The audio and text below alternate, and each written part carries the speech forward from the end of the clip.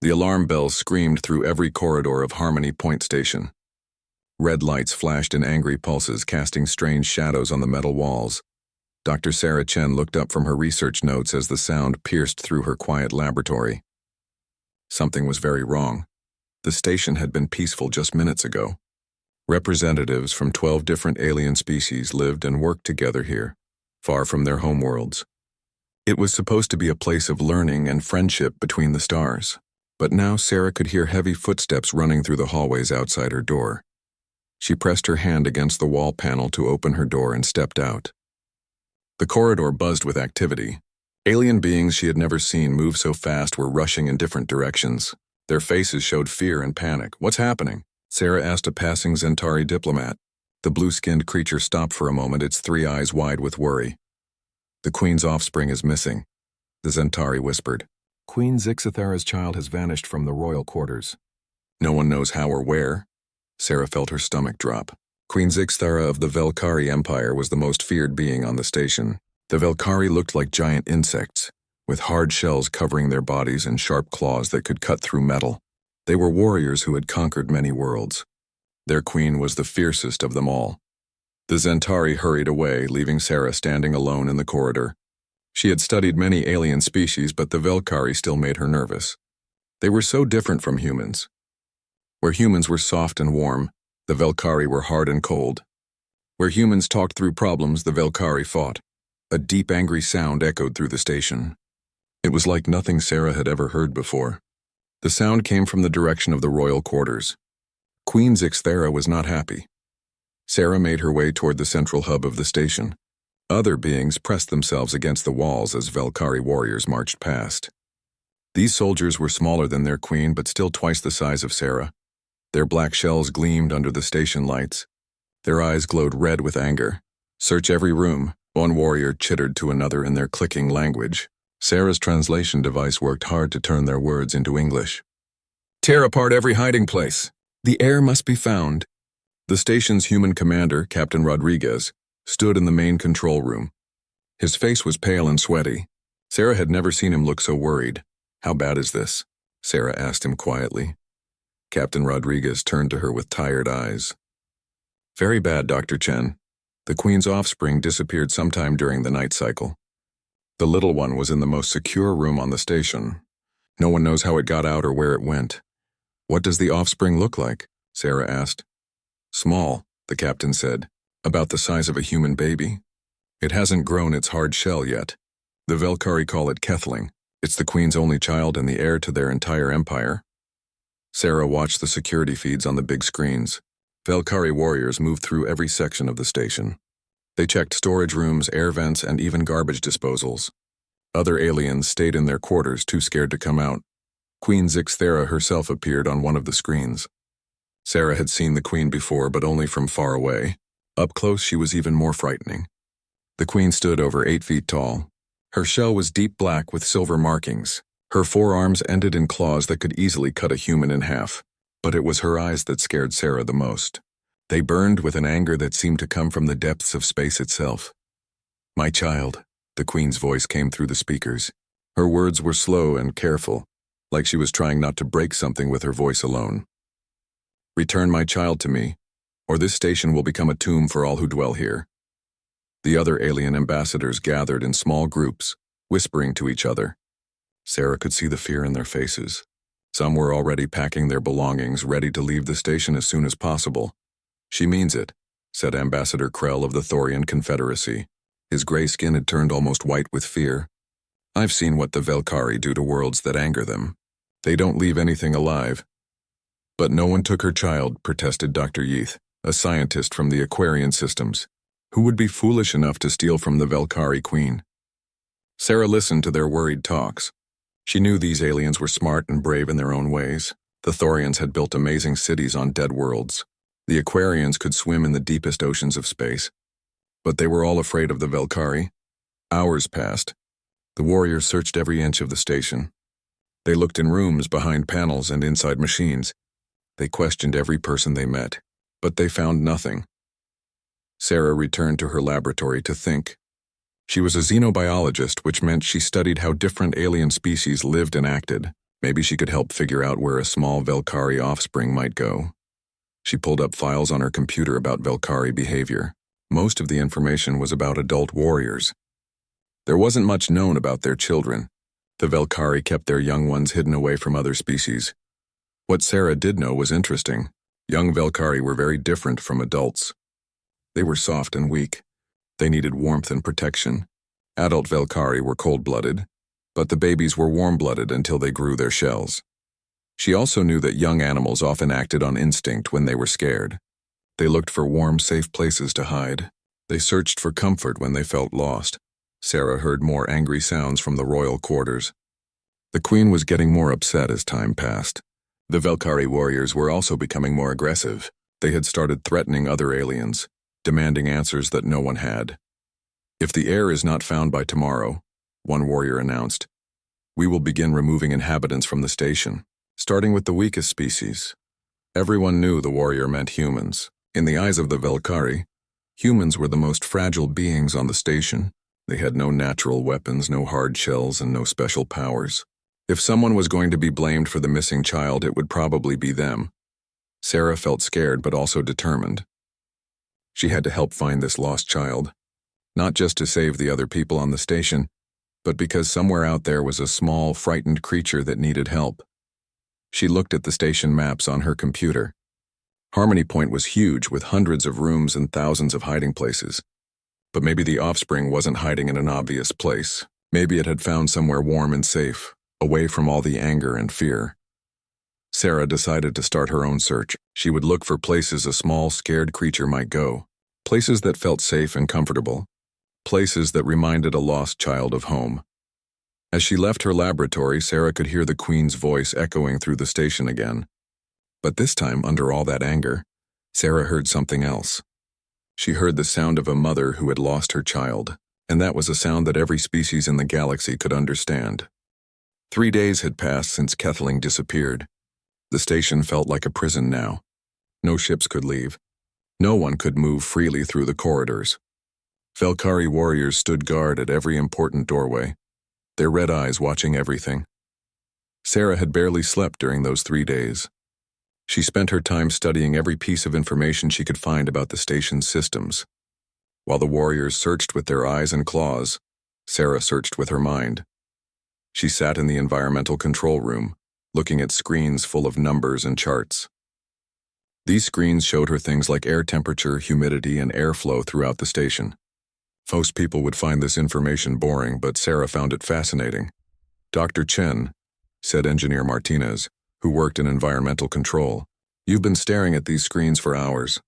What exactly are you looking for?" Sarah pointed to small changes in the data. "Look at these temperature readings from section C7. The temperature drops by 2 degrees every few hours, then goes back to normal." "That's probably just a small malfunction in the heating system," Martinez said. "Nothing important. But look at the pattern," Sarah continued. "It happens at the same times each day. And look here in section D12. The same thing happens, but at different times." Sarah had found 17 different locations where the temperature changed in small, regular patterns. The changes were so tiny that the station's computers marked them as minor system errors. But Sarah didn't think they were errors at all. She had an idea that excited and worried her at the same time. What if these temperature changes weren't caused by broken machines? What if they were caused by a small, warm-blooded creature trying to stay comfortable? Young Velkari were warm-blooded. They needed to control their body temperature. If Kethling was hiding in the station's walls or vents, it would need to warm itself up sometimes and cool down other times. This would cause exactly the kind of small temperature changes Sarah was seeing. Sarah printed out the location data and marked them on a station map.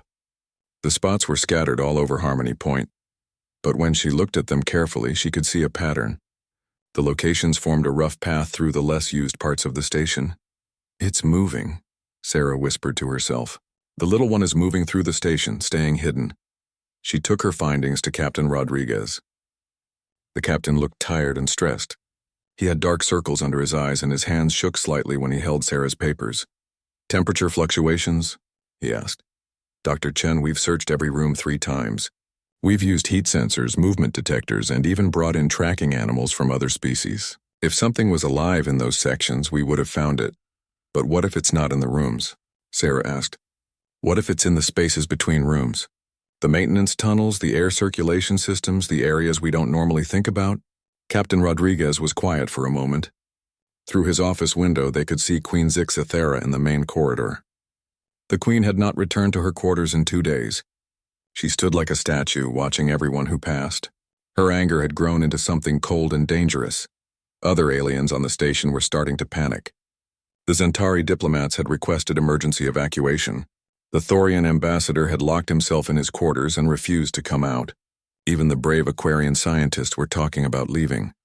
The Queen has given us until tomorrow morning, Captain Rodriguez said quietly. If we don't find her child by then, she says she will start removing inhabitants from the station. Starting with humans, Sarah finished. Yes, she believes humans are too weak to be trusted with important information. She thinks we might be hiding her child out of fear or stupidity. Sarah felt angry at this, but she also understood. To the Velkari, humans probably looked helpless. They didn't know about human determination, or human kindness, or the human ability to solve problems in unexpected ways. Captain, let me search the maintenance areas, Sarah said. Give me access to the tunnel systems and the service corridors. If the Offspring is there, I'll find it. It's too dangerous, the captain replied. Some of those areas don't have proper life support. And if the Velkari warriors see you crawling around in walls, they might think you're up to something suspicious. Sarah looked out the window again. Queen Zixithara was talking to one of her warriors. Even from far away, Sarah could see the tension in the Queen's body. The Queen's forearms moved in sharp, angry gestures. Her tail, which had deadly spikes, swished back and forth like an angry cat's. But Sarah noticed something else. Something the warriors and other aliens might not see. The Queen's shell, which should have been shiny and black, looked dull. Her movements, which should have been smooth and confident, seemed tired. The Queen was not just angry. She was heartbroken. That's not just a fierce warrior out there, Sarah said softly. That's a mother who lost her baby. Captain Rodriguez nodded sadly. I know, but she's still a fierce warrior. And if we don't find that baby, she'll turn this station into a battlefield. Sarah made a decision. I'm going to search the maintenance tunnels tonight during the sleep cycle. The Velkari warriors will be focused on the main areas. I can move quietly through the service areas.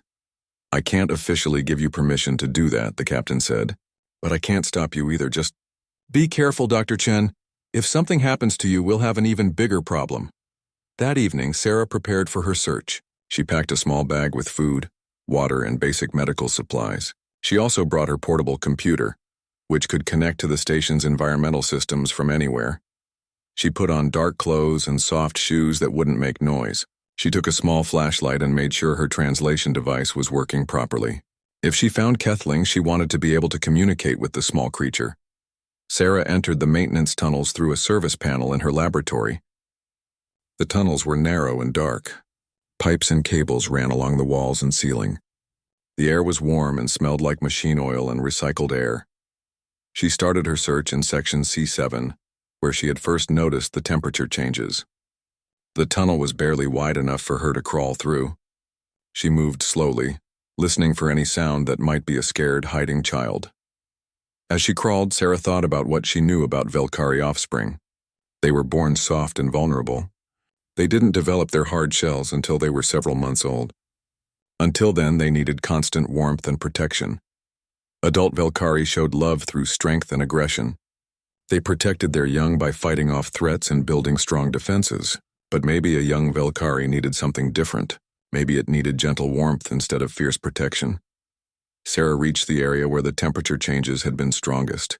She stopped and listened carefully. The tunnel was quiet except for the usual sounds of the station's machines. Then she heard something. It was very quiet, almost too quiet to hear. It sounded like breathing, but not human breathing. It was faster and lighter, like the breathing of a small animal. Sarah turned off her flashlight and sat very still. She waited and listened. The breathing sound came again from somewhere ahead of her in the darkness. Hello? She whispered softly. I'm not going to hurt you. I want to help. The breathing stopped. Sarah waited, her heart beating fast. Somewhere in the darkness ahead of her was the missing heir to the Velkari Empire, the creature that everyone on the station was looking for. Now she just had to figure out how to convince a scared alien child that she could be trusted. Sarah spent hours in the dark tunnels that night. She followed the breathing sounds, but every time she got close, they would stop. Whatever was hiding in there was very good at staying hidden. By the time the station's morning cycle began, Sarah was exhausted. Her knees hurt from crawling, and her back was sore from bending over in the small spaces. She had found nothing except dust, old cables, and the smell of recycled air. She returned to her laboratory as the lights came on throughout the station. Through her window, she could see Velkari warriors gathering in the main corridor. They looked more angry than before. Their time was running out. Sarah sat at her desk and looked at the environmental data again. The temperature changes were still happening, but now they seemed to be moving toward the living quarters section of the station. Whatever was hiding was getting closer to where people lived. She was so tired that her eyes kept closing as she stared at the computer screen. She had not slept properly in 3 days. Her body needed rest, but her mind would not let her stop thinking about the lost child. Just for a few minutes, she told herself. I'll rest for just a few minutes, then I'll keep searching. Sarah lay down on the small bed in her quarters. Her room was simple, with just a bed, a desk, and a small bathroom. It was not fancy, but it was warm and quiet. She pulled a soft blanket over herself and closed her eyes. She was almost asleep when she felt something strange. There was a small weight on her chest, like someone had placed a warm, soft object there. Sarah opened her eyes slowly, afraid to move too quickly. In the dim light from her window, she could see something small and dark sitting on her chest. At first, she thought it might be some kind of station pet or a piece of equipment she had forgotten about. But then the small thing moved, and Sarah realized what she was looking at. It was Kethling. The young Velkari was about the size of a human baby, just as Captain Rodriguez had said. But it looked nothing like the adult Velkari warriors. Instead of a hard black shell, Kethling had soft gray skin that felt warm to the touch. Instead of sharp claws, it had small, gentle hands that gripped Sarah's shirt. The little creature was shivering, even though Sarah's room was warm. Its large eyes looked up at her with fear and exhaustion. Sarah could see that Kethling was very thin. It had not eaten properly in the 3 days it had been hiding. Sarah's first thought was to call for help immediately.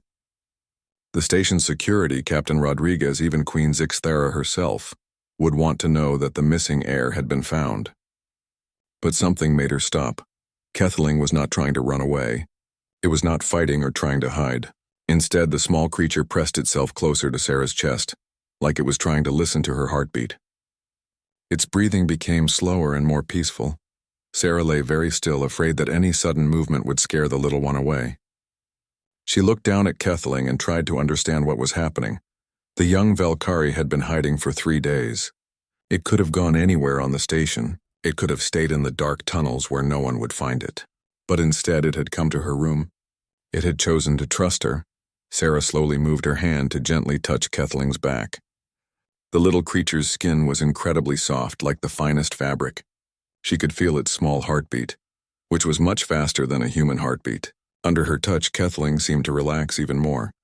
"Why did you come to me?" Sarah whispered softly. Kethling looked up at her with its large, dark eyes.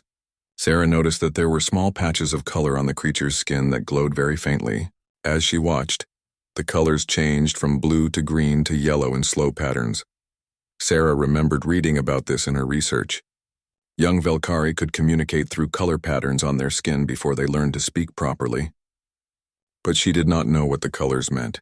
She decided to try something. Sarah began to speak to Kethling in the same soft, gentle voice she would use with a scared human child. "It's okay," she said quietly. "You're safe now.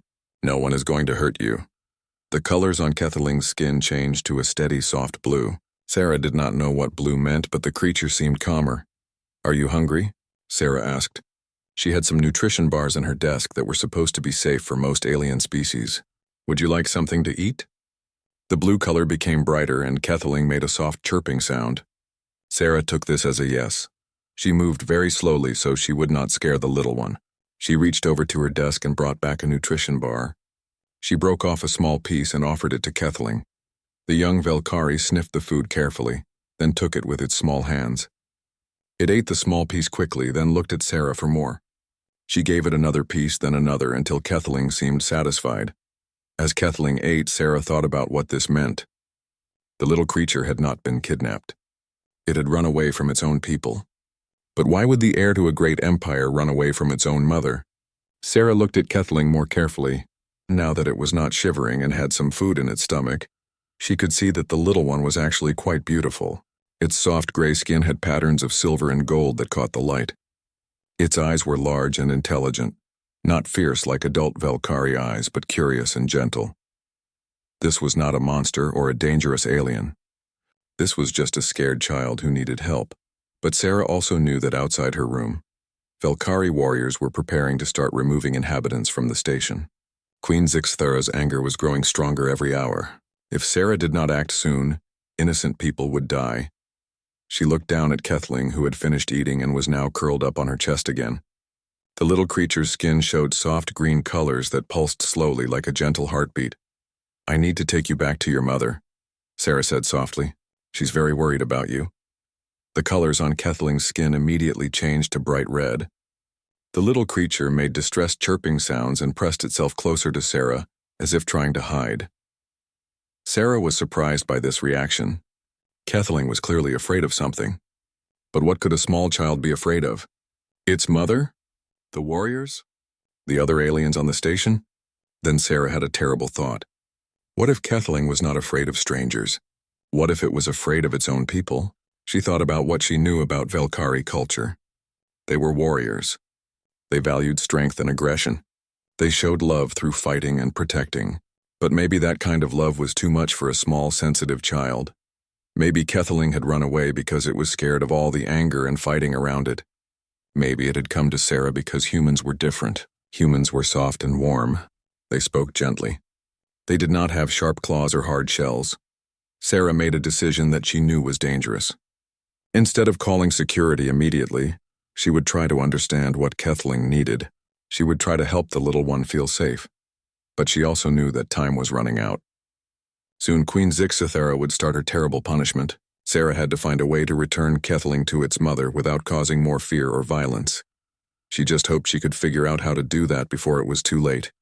Sarah spent the next several hours watching Kethling carefully.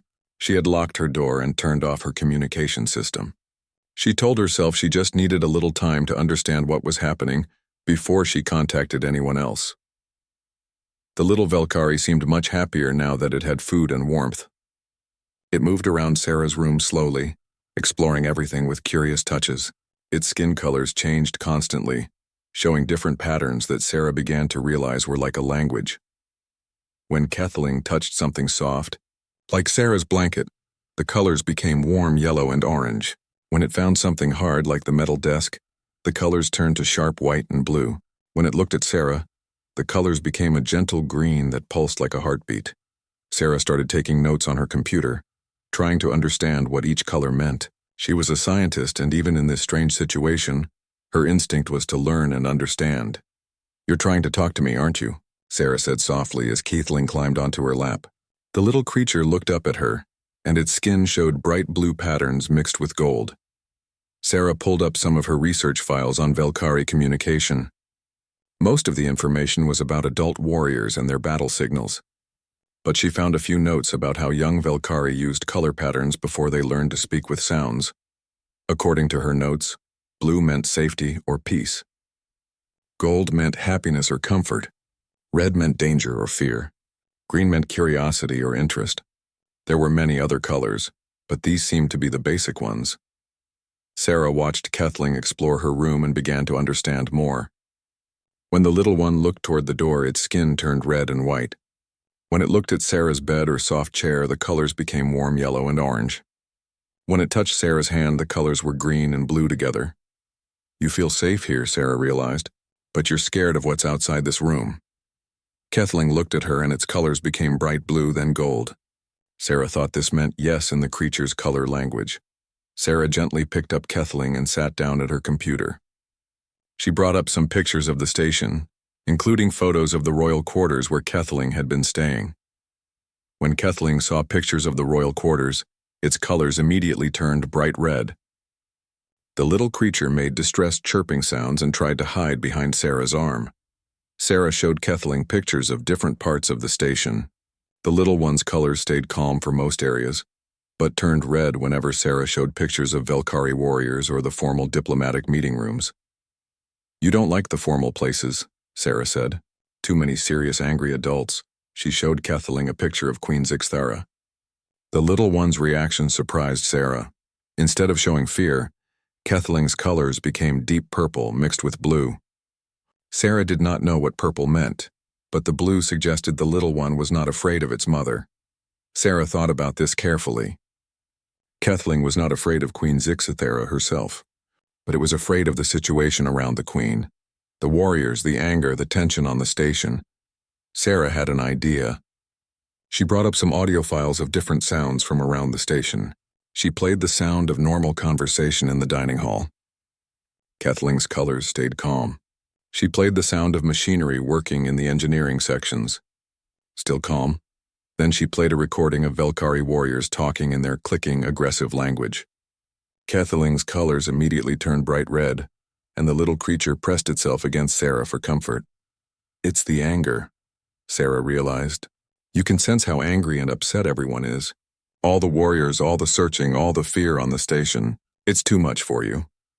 Sarah thought about her own research into how different species sensed emotions. Humans could often tell when someone was angry or sad by looking at their face or listening to their voice. But some species were much more sensitive. They could actually feel the emotions of others around them. What if young Velkari were like that? What if Kathleen could feel the anger and fear of every person on the station? That would be overwhelming for a small child. Sarah looked at her research data more carefully. She had been studying the bioelectromagnetic fields that different species produced. Every living thing gave off small electrical signals as part of their normal body functions. Humans had a particular kind of bioelectromagnetic field that was different from other species. It was steadier and calmer than most. Sarah had always thought this was just an interesting scientific fact, but now she wondered if it meant something more. She ran a quick test on herself and Kathleen using a small scanner she had in her laboratory equipment. The results were fascinating. Human bioelectromagnetic fields were much more stable than those of other species. They did not spike up and down with strong emotions the way other aliens' fields did. This meant that being around humans might actually be calming for species that were sensitive to electromagnetic emotions. That's why you came to me, Sarah whispered to Kathleen. Not because I'm weak or helpless. Because I'm calm. Because being around humans makes you feel peaceful. Kathleen looked up at her with its large, dark eyes. Its skin colors were a steady, gentle green mixed with gold. Sarah was beginning to understand that this meant the little one was happy and interested.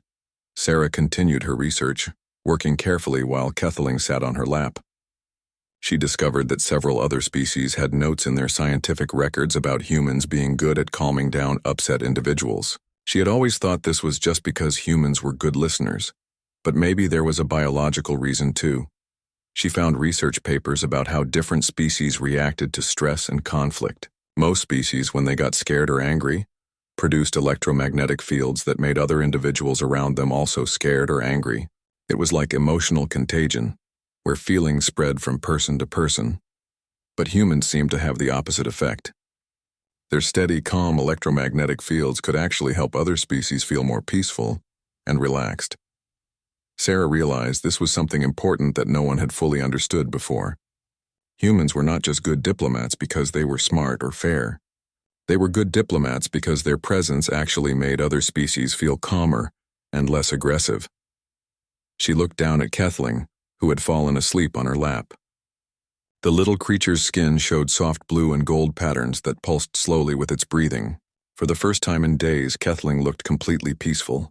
But Sarah also knew that outside her room, the situation was getting worse. She could hear more activity in the corridors. Voices were getting louder and more urgent. Queen Zixthara's deadline was approaching. Sarah had learned something amazing about humans and their place in the galaxy.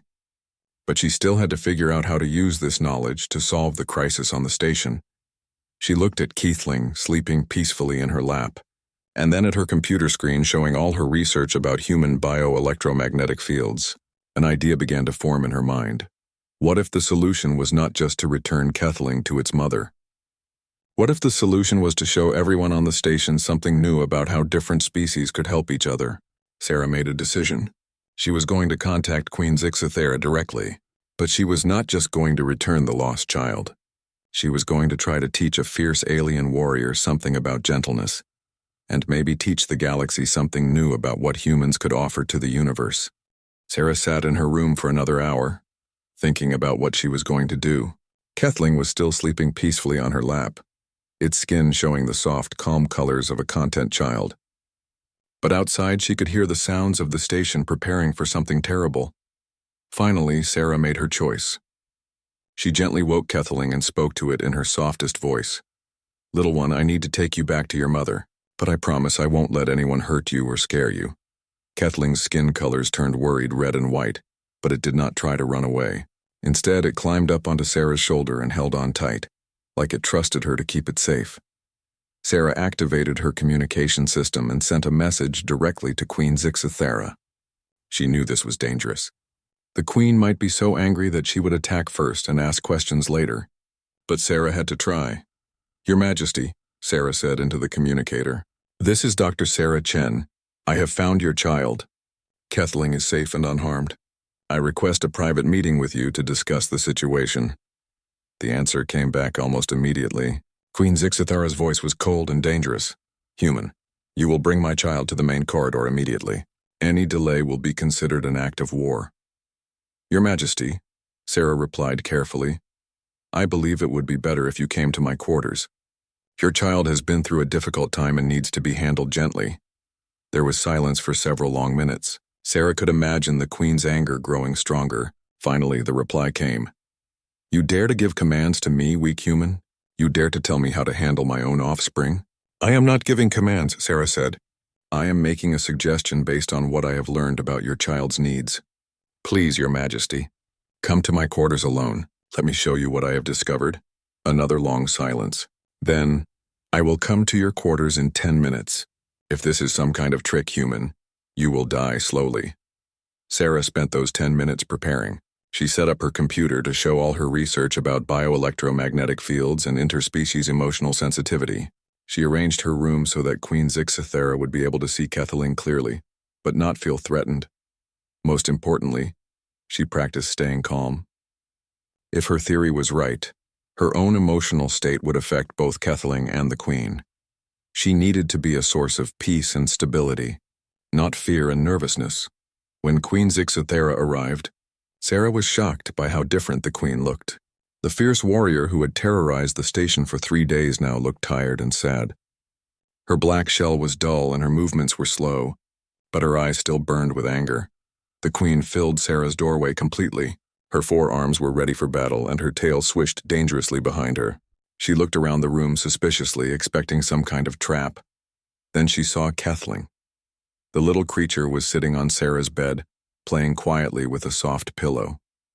When it saw its mother, Kethling's skin colors changed to bright gold mixed with purple, but it did not run to the Queen. Instead, it stayed where it was and made soft chirping sounds. Queen Zixithera stepped forward quickly, her arms reaching for her child. But then something strange happened. Kethling's colors immediately turned red and white, and the little creature moved closer to Sarah. The Queen stopped, confusion replacing some of the anger in her eyes. "My child," she said in her clicking language, "come to me. You are safe now." But Kethling's colors stayed red. The little one was afraid not of its mother, but of the intensity of emotion coming from the Queen. Sarah spoke very softly. "Your Majesty, please sit down. Let me explain what I have learned." "I do not need explanations from a human," the Queen snapped. "I need my child returned to me." "Your child is right here," Sarah said calmly. "But it is scared. Not of you, but of all the anger and fear on this station. Please, just listen for a moment."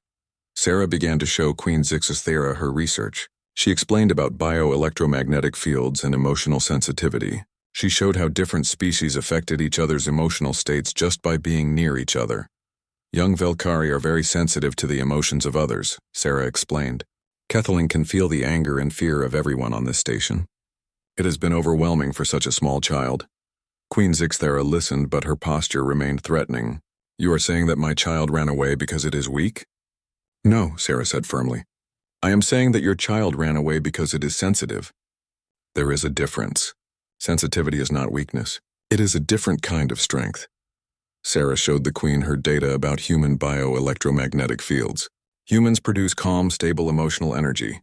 This is why Kethling came to me, not because I am weak, but because being around humans helps sensitive individuals feel peaceful. As Sarah spoke, she noticed something interesting happening. The Queen's angry posture was slowly relaxing. Her movements were becoming less sharp and aggressive. Sarah's calm presence was having an effect on the Queen just as it had on Kethling. "Watch," Sarah said softly. She sat down next to Kethling on the bed. Immediately, the little creature's colors changed from worried red to calm blue and gold. Kethling moved closer to Sarah and began to purr softly. Queen Zixithera watched this with amazement. Her child, who had been afraid and hiding for 3 days, was now peaceful and content. "Your child is not broken or weak," Sarah continued, "but it needs a different kind of care than adult Velkari. It needs gentleness and calm energy, not the fierce protection that warriors provide." The Queen was quiet for a long time, watching her child interact with Sarah. Slowly she sat down on Sarah's floor, making herself smaller and less threatening. "I do not understand gentleness," Queen Zixithera said finally. "I understand strength and battle and protection through force. How do I provide what my child needs?" Sarah smiled. "You can learn. Watch what I do and try to copy it." Sarah spoke to Kethling in soft, gentle tones. She moved slowly and calmly. She let the little creature come to her instead of grabbing for it. Under Sarah's influence, Kethling became more and more relaxed. "Now you try," Sarah said to the Queen. Queen Zixithera looked uncertain, but she slowly reached out one of her 4 hands toward Kethling. Instead of the quick grabbing motion she had used before, she moved slowly and gently. "Hello, my little one," the Queen said, trying to make her voice softer. "I have missed you." Kethling looked at its mother with curious eyes. Its skin colors changed to cautious green mixed with gold.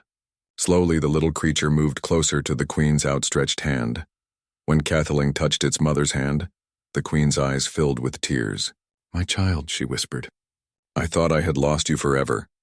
Sarah watched as mother and child slowly reconnected. With Sarah's calm influence in the room, both the Queen and Kethling were able to interact peacefully. "I want to learn more about this," Queen Zixithara said to Sarah. "I want to understand how to provide the gentleness my child needs." Sarah nodded. "I would be honored to teach you, Your Majesty. And perhaps this could be the beginning of something larger." "What do you mean?" Sarah gestured to her research on the computer. "Humans seem to have a natural ability to calm other species and help resolve conflicts. Perhaps we could work together, not as warriors and diplomats, but as caregivers and peacekeepers." Queen Zixithara considered this. The Velkari Empire values strength above all things. But perhaps there are different kinds of strength. She looked down at Kethling, who was now sitting comfortably between Sarah and the Queen, its skin showing happy gold and peaceful blue colors. "I would like to make an agreement with you, Dr. Chen," the Queen said. "I would like humans to help care for young Velkari. You have shown me that sometimes the strongest thing a warrior can do is ask for help." Sarah felt a warm feeling of pride and hope. "I would be honored, Your Majesty." Over the following days, word spread throughout the galaxy about the unusual alliance between the fierce Velkari Empire and the gentle humans.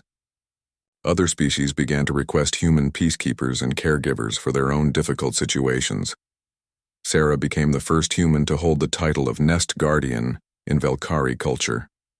She divided her time between scientific research and teaching other humans how to help alien species with their emotional and social needs. Kethling grew up healthy and happy, spending time with both its warrior mother and its gentle human guardian. The little Velkari learned that there were many different kinds of strength, and that sometimes the most powerful thing you could do was to be kind. The galaxy discovered that humans had a gift that no other species possessed, not the ability to fight or conquer, but the ability to bring peace and healing to those who needed it most. And in a universe full of warriors and conquerors, that turned out to be the most valuable gift of all.